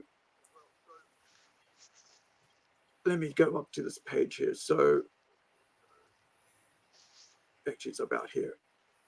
So you're looking at stuff like this, right? Parts and pieces of characters on your, am I on the right one? I reckon that comic should have been first. The problem with Bobo, the trouble with Bobo. Sorry. Yeah, should have been first in that collection. Eh? It's it, really good. It would have been like it's something like even like it's also like the fact is if once you've got the comic, if you get the last the second story being the really good story, it kind of makes you keep going and going. What else is there? I think it's like the ABCs, and you got like 5 stories, and one is like a bit more, But yeah, I mean we're gonna have try to keep this ongoing because it's a setup, it's a whole story. I mean, it's an ongoing series, but they're all standalone. So there is some pretty full-on stuff happening in it, but you get to build up amazing worlds and stuff through comic books. That's why I always think that like let me get out of there that with stories and like you can, especially with sci-fi and fantasy, because I was thinking today, like when I was thinking about when we're going to have this interview today, like discussion, if I was looking at blood alcohol, how would it translate to a comic book? How would it? And I was thinking, how would that work? Because how would you describe without actually giving away the main things? Because the descriptions for blood, for the 2 characters, or actually the lead, it's like the female character, right? It's quite specific, but what she is never mentioned, right? But you kind of, because you don't talk about it, but you talk about everything around it. And like if you were doing that in a comic book form, you'd already show it. You're kind of already giving it away. The moment you see it, it's gone. And so you kind of like want to like, there's some things you can't translate to comic books that work really well in your head. And it's a lot like Clive Barker, right? Like you can, like his books, his stuff cannot translate. There's certain things that can't translate well to film, but would work great as comic books. But there's also stuff that translates really well to film, like Hellraiser, right? And Cabal, which is like actually also thought like Midnight Meat Train. That's a pretty cool one as well. Or The Books of Dead, but Nightbreed. Yeah, I couldn't think of it, but it's over here somewhere. But stuff like that. But there's some things that like you can't translate to film or TV because it's made for literature. Now, yeah, a picture paints 1,000 words, but 1,000 words can paint any picture. So yeah, there are advantages to both. Yeah, perfect. That's what. Yeah. So I was thinking like so apart from horror and new adult, you've written other books as well, right? Like the Crime Church and stuff like that. Crime Church is Crime Church is my fucking masterpiece. It's like there's so much heart behind Crime Church.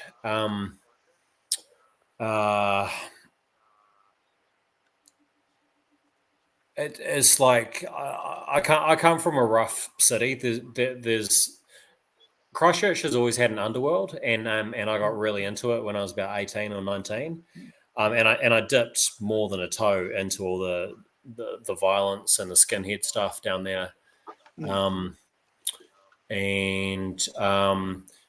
so around me there were people or friends of friends or friends of me,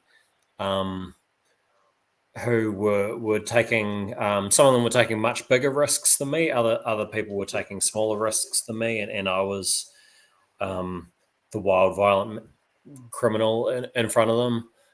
This is literally half a lifetime ago away, because it's like well, you're 40 now, right? So that's like and you're 18. That is like about 22 years ago. Well, technically I'm 39, but yeah, about to turn 40 next year. Enjoy. It's good to have the 0 behind your name. I'm 50, so it's okay. You actually, you start starting to graze, and it's all good. So Crime Church, I was desperate for a publisher with it and couldn't find a publisher, so I went with a very small New Zealand publisher called Rangi Tower Publishing. They did. I was grateful that she published it, but it was just garbage, like badly packaged and bad manuscript layout and some typos in the manuscript that got in front of reviewers, and that was embarrassing. But hey, I brought that over to the publisher Next Chapter as well, and they've republished it, and yeah, we sent it out to a bunch of new reviewers. So yeah, it's people are saying pretty glowing things about it.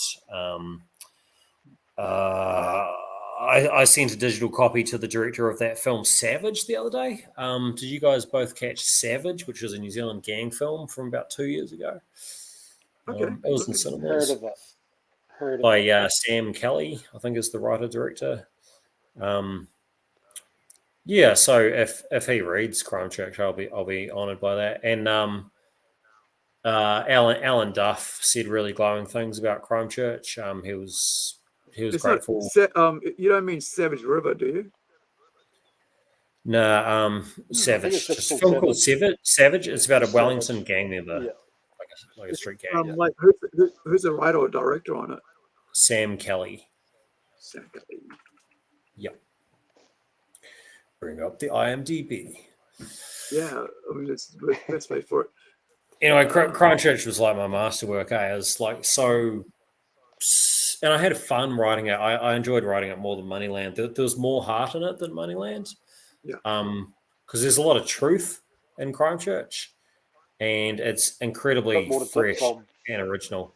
I want to write the book that I'll be remembered for if I died. Yeah, it's the most important thing I've ever written. Yeah. So tell us, give us. I mean, like the synopsis is there, but tell us, why would I want to read it? That's the thing. It's like six different protagonists from 6 different positions in the young Christchurch underworld. So there's like a slacker kind of skateboard, kind of non-violent druggy crim. And you see his trajectory through getting himself in lots of trouble in Christchurch and then getting out and moving to Perth and doing the Aussie experience. But as he moves to Perth, his younger brother back in Christchurch falls into like a very fresh 21st century skinhead subculture. So they're being little Nazi boy racer kind of scumbags, and they're causing a lot of bother. And the book's got a lot of neo-Nazi stuff in it because, it's got the worldview of these guys. And I assumed that had never been done in New Zealand literature. I've never come across a New Zealand book that has skinheads in it. 1 or 2 films, but maybe not books. Yeah, I think it's kind of like something like a bit like Romper Stomper, right? You get the Aussies got their thing, but I mean, this is from a like actual personal lived life, right? It's not like somebody just coming up and making shit up just for the hell of making shit up. It's actually because like you said, it's personal because you've lived it. And I think that's kind of really, really cool thing about it. It's like knowing that, that whatever you're writing is in there that you've taken, I guess it's not like nonfiction, but it's taken from experiences that you had from people that you've known, Yeah. Was it really hard writing it? Yeah, moderately hard. But with a very clear, sometimes with an artistic project, maybe you find this too, Justin. But people talk about having a North Star. So North Star, like the guiding star that you move towards, and you never forget it. You can wake up in the middle of the night with a cloudy head, and you still remember exactly where you're going with this work of art that you're trying to make. Yeah. So Crime Church had a really obvious North Star. I never forgot that. Really, really clear direction for where, so yeah. So I mean, forget writer's block, as the opposite of writer's block. Yeah, really clear place to head towards with Crime Church. So just to continue with the other characters, it's got a Māori girl who what's her position? She's an enabler of some of the other crims. Yeah. And then there's a really ruthless guy who's like a young, unapologetic, psychopathic thug. And he's really interested in the biker gangs. So he's based on a dude that I went to school with who ended up joining the Headhunters and some other gangs, and did a lot of years in prison. And that character is determined to kick out the old guard of the epitaph writers in Christchurch and fight his way to the top. And then there's a guy who's a bit like the Joker, and his character is more interested in raising hell just for the hell of it, just because he thinks it's funny to fuck with everyone else. Yeah, creating chaos for the laugh. And you got the mothers of these characters as well. These boys that are out fighting and causing havoc. You get their mums' points of view. Yeah. So quite a different sort of take when you got the parents involved in the story, because usually it's about like it's just the kids and that's they're the main characters and nobody else sort of has an input into it. I remember like when I was in like 15, 16. I used to hang out with two mates of mine who are like probably about 5 years older, 6 years older, and so they're about in their 20s. And we used to smoke a lot. And I didn't know they were part of the underworld. Didn't even care. They didn't even portray themselves around me like that. They were just like nice, gentle people, right? And they're like actually gang members. But for me, they were like just this is Aru, this is so and so, this is so and so, and we're good mates. And I didn't know that until we parked up in Paihia, and then one of the guys, one of my schoolmates, turns to me, "How do you know them?" I said, "Well, they're my friends from my town. They're so and so." I said, "Who?" I said, "Well, no, that's him." And they had their gang names, right? So, and I'm like, this is his real name. And so I then clicked. This is when I was in fifth form, right? And this is when I clicked. I said, didn't change anything between us. All I knew was that I'm not going to get anybody hassling me anymore. That was it, because I know that this is my crowd and this is the people I run with. So, yeah, and I was a skateboard dude, and so yeah, I'm the skater, and so that's why I think I found that really interesting. Said, "Oh, that's a pacific skater dude. That was totally me," and chill out, smoke, and have watch movies with your mates. But I think Kiwis have a really unique voice in the world, and the way we think and the way we do things and the way we process everything around us, right? Because we're like, it's kind of like the dumping ground of everything that everybody else does out there, and we have a great way of like saying, well, this is us, So when I hear things like, when you say like crime church, this story, this like this, there are people out there who don't understand why we would have neo-Nazis or why we would have skinheads. They wouldn't get it. Well, why would you have that when predominantly you have a very brown culture, indigenous culture, then you have a very white culture. But then also you have Asians, you have Indians, you have Islanders, you have people from the Middle East, all this, right, from South America. But why would you have this uniquely, And I think a lot of times people don't understand that. But I was in Chicago, and my neighbor was a skinhead that had parties every weekend for 3 years until they, after about like, I think for after a year, they just moved out. But like for a whole year, I had to put up with partying all the time. And I just went across one night and went, "Hey, dude, it's a bit loud. Can you keep it down?" It's like, "Yeah, okay." It was like, sweet. And, but, when you're next door, like the door right there, is those people when you go, how do I treat this? Well, they're young, they're kids. If you treat them with respect or teach you respect, I could go, rah, rah, rah, rah, skinheads. Here's a couple of Indians living next door to you. It's like, I think, in each group, like, I love the way you've set up Crime Church, where you got all these different characters, and it's such a cool thing to see. So, guys, if you want to check that out, do have a look. Check out the book, and I'll put this up on screen again if you're just joining us. So, this is Michael's book, Crime Church, and you can check out all his stuff. It's actually in the, I've got the link in the chat there, but I'll also put it up. So you can just search up Michael's name and it'll come up. But do check out his Goodreads book listing, because I think it's such a cool,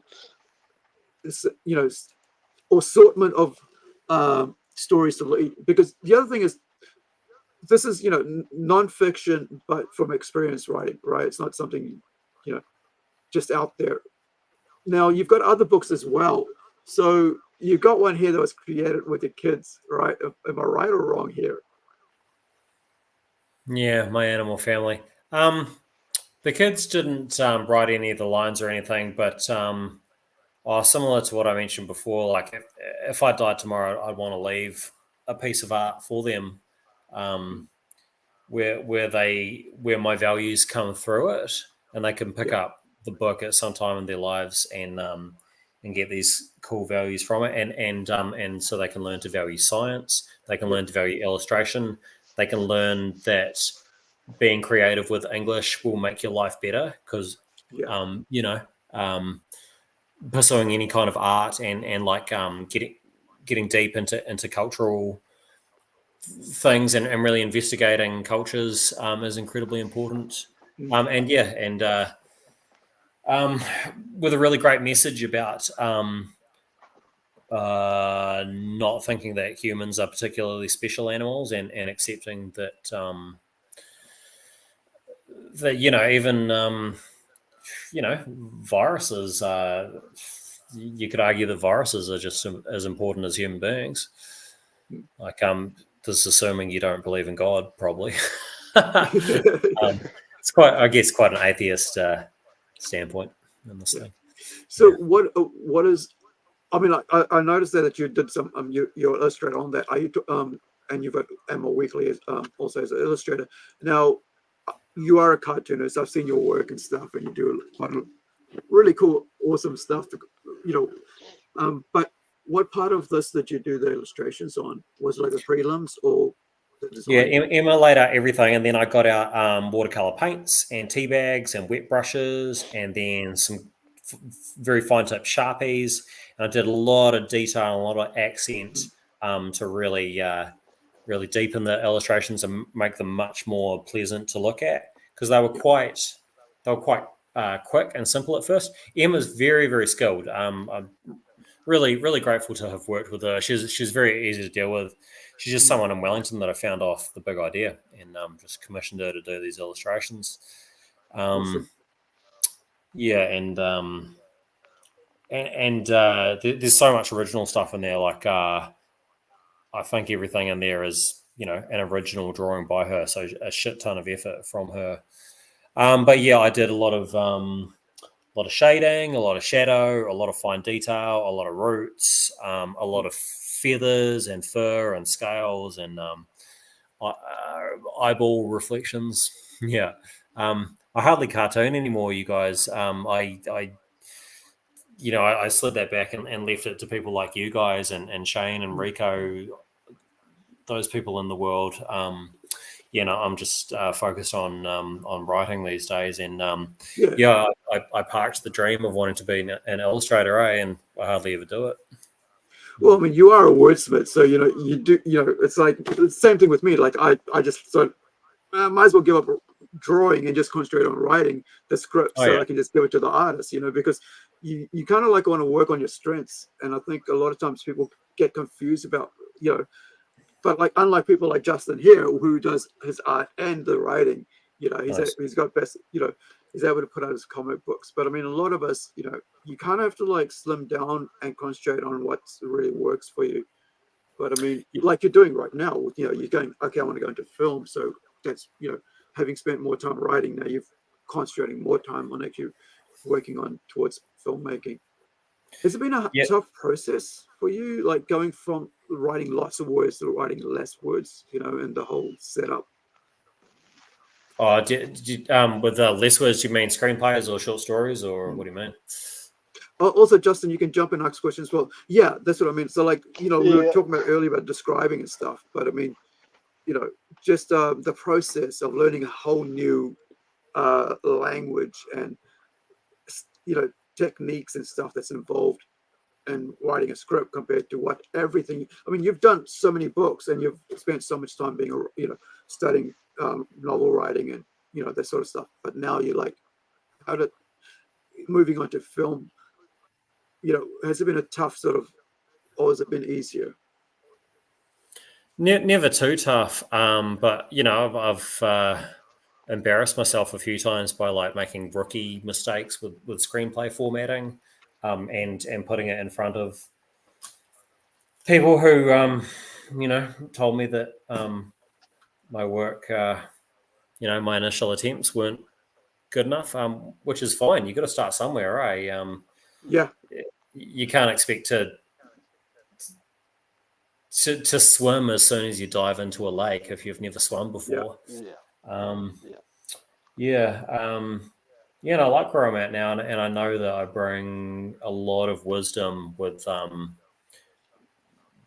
you know, I'll put in my 10,000 hours with creative writing, with fiction writing, and yeah, I really like the challenges of screenplays. It's a really cool challenge. I like it because it's hard. If it was easy, I wouldn't like it as much. Yeah. I like being a beginner. Yeah, Justin, ask some questions, bud. I mean, Yeah. So when you're writing novels, you'll be describing as you're going, right? So you'll be describing a tone of voice as somebody's talking, but with a screenplay, you wouldn't be describing that quite the same. Did you find that sort of a challenge? Like you're having descriptions in one part and then dialogue, like it's separate, whereas with novels, it's all seems to be one. Did you find that a challenge to sort of separate those out? Yeah, big challenge, eh? Because okay, reading a random line. Pehia weri marae, whangarei, booed until Jen drips tears onto the lectern. There's a lot in that setting, in that sentence.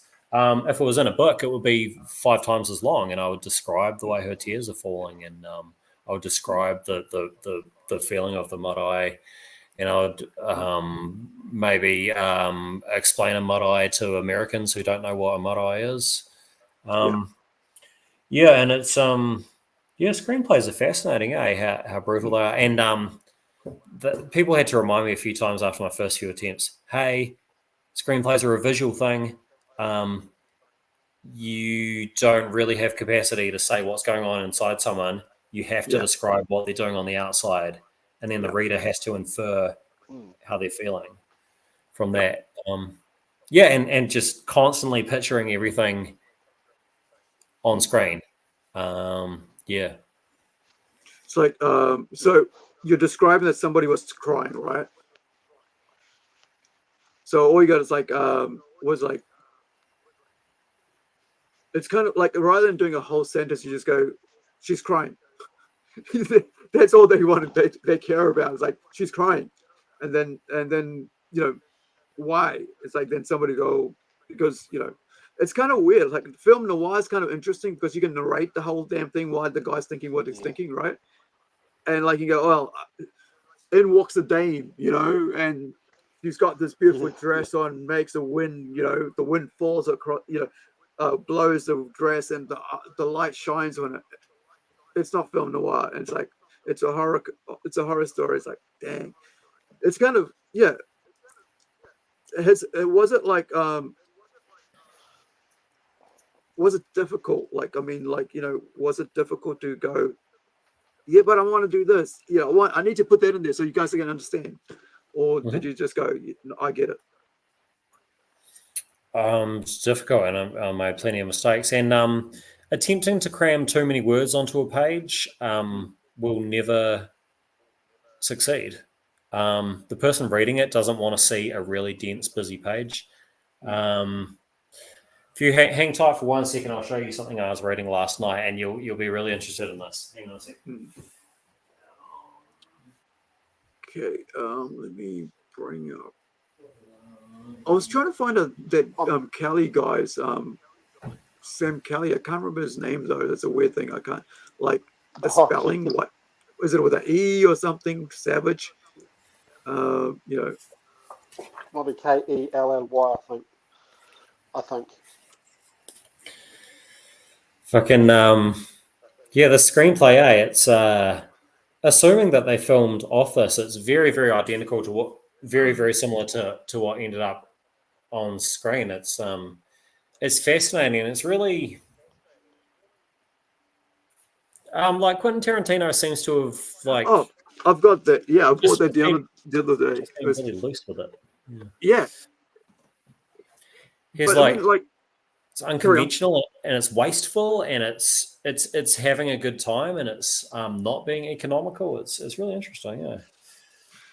well, but I mean, he's really like a dialogue-driven. You know, he's dialogue guy. Like all his books, like all his movies are talking. You know, and so you know it's going to be talking. It's like Reservoir Dogs, man. I fell asleep 3 times or twice trying to get myself through it because of all the talking. You know, and like the moment they get into a room, and I'm like, I fall asleep every time on that, right? Because they're just talking. So it's kind of different, like because he's not the right person to be like thinking about when it comes to like writing scripts. He's got a real unique way of for dialogues and screenwriting. Obviously not singing the praises of Harvey Weinstein, but this was a Miramax film, wasn't it? And Miramax had extremely good taste for taking a risk on eccentric creative films. Yeah. Hundreds of films. Yeah. Like world-changing films. Yeah. Yeah, I mean, like Fight Club, right? Fight Club's one of them. Really? Yeah, Oh, okay. I think Fight Club was one of the ones part of Miramax. I remember they were like, no, you couldn't make the movie now because like you look at what Edward Norton did with that whole, how hard he was on that, like because Edward Norton's not a they reckon he's not an easy guy to work with, but he's such an artist that he puts everything into it and he demands everybody to be professional around him. But I don't think without him and Brad Pitt that movie would have succeeded. But carry on.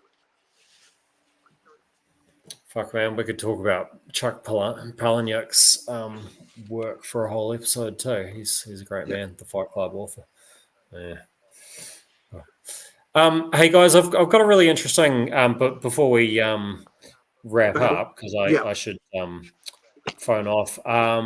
James Cameron gave a keynote speech to to Sparta yesterday in New Zealand. So Sparta is the Screen Production and Development Association. So it's the association for film producers. Because I wanted to get hold of one of the Deathgasm producers, Morgan Stewart, but she said, "Oh, sorry, I'm busy at the conference." Yeah. So as the Herald was reporting yesterday, James Cameron gave this fascinating speech where he was really singing the praises of Wellington and New Zealand, and it's so fascinating that one of the most influential and powerful filmmakers out there is giving his love to New Zealand and thinks that New Zealand has got something to give back. So that's really cool. I mean, definitely. I mean, we have a country of talented people. The only thing we lack is finances. That's all we lack. We're not like America. We got like 500 million or so many people. If you give 1 cent, you'd get 500 million, right? Kind of thing. Where you only got 5 million people here, and like there isn't enough, backing for a lot of independent creators. So most of your time spent struggling to get finances to get your work off the ground. And I think if there was money there and support was there financial, you get so much stuff coming out of New Zealand, left, right, and center. Yep. I can. 2 films have been on my mind recently that have not got New Zealand Film Commission funding. So Deathgasm 2 had to go through Kickstarter to raise its money. Like seriously, like Deathgasm 2, when Deathgasm won such a freaking huge thing, and also the fact that Jason, it's Jason, right? Is it Howlett? There's a well-known name now, right? All over the world, such a well-known name all over the world. Yet you won't back him. It's like,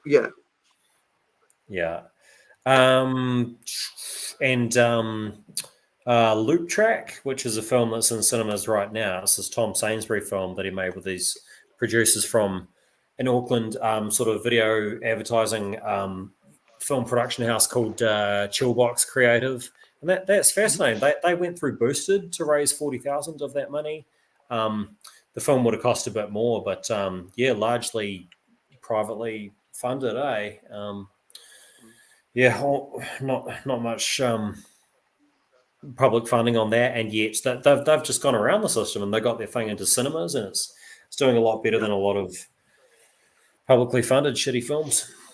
Yep. This one here, Thomas Sainsbury. Yep.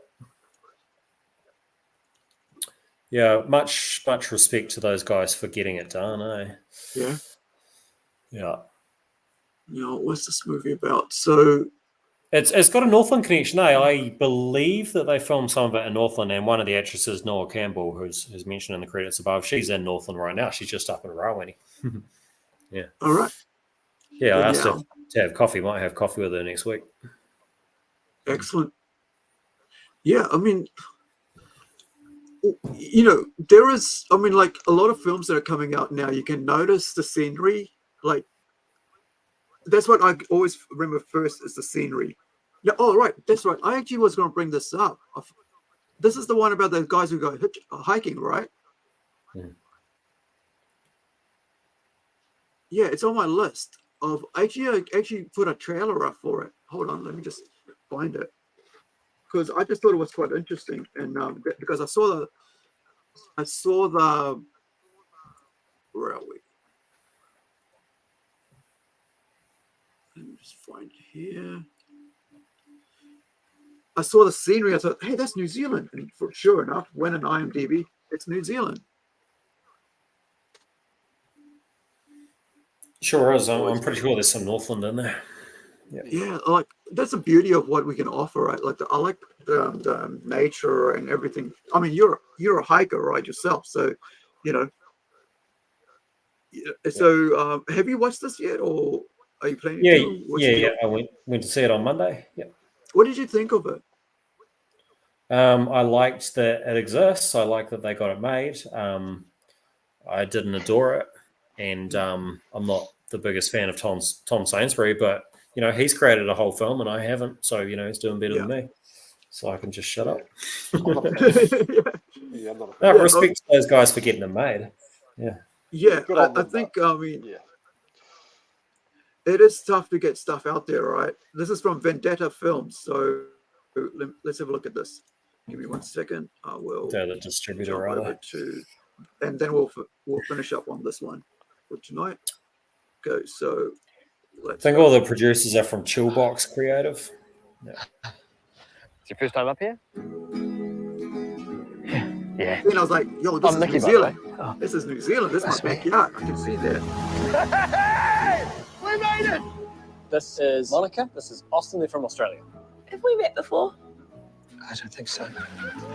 Ian, are you all right? Yeah, why? You know, your whole vibe is just so... What's on your mind? Do you ever feel like you're being watched? Or by the government? Or something in the trees?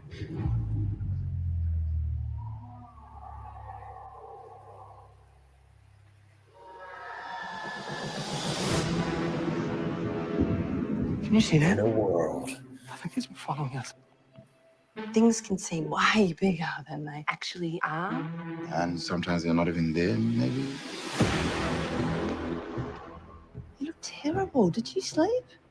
Yeah. Nikki, this isn't the path. Yeah, it's obviously not the path.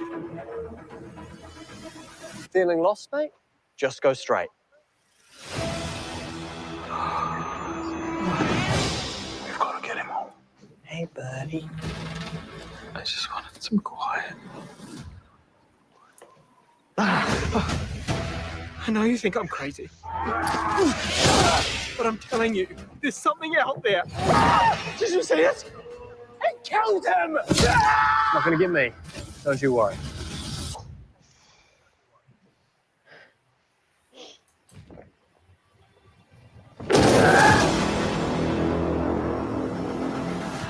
It is kind of creepy. I can see what you mean now. Don't say that.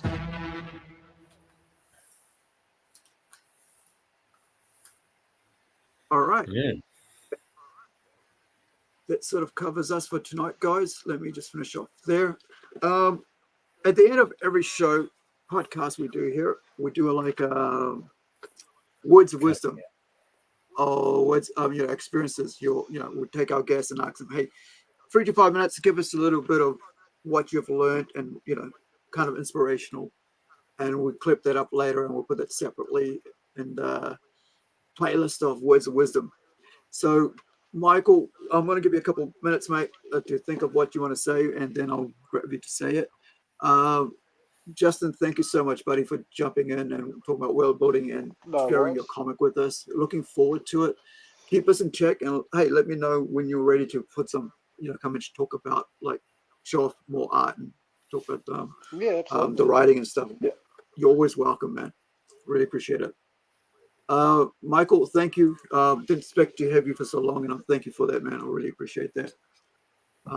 Now, you ready? All right, let's do words of wisdom.